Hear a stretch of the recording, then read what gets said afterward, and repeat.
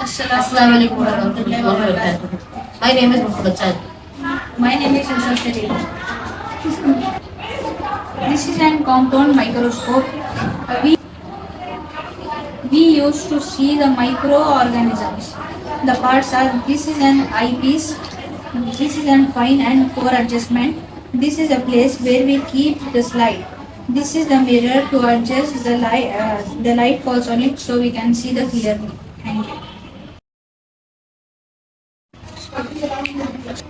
Anti-conceptive, observation of budding in yeast. This is yeast. I'm taking the teaspoonful of yeast.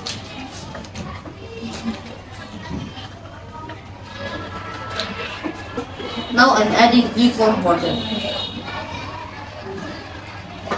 Then we add a teaspoon of sugar.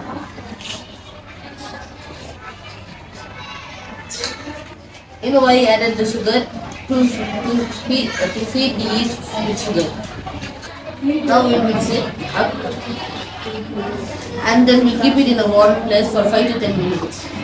Now after 15 minutes, the yeast has the bulb because there is a rapid reproduction.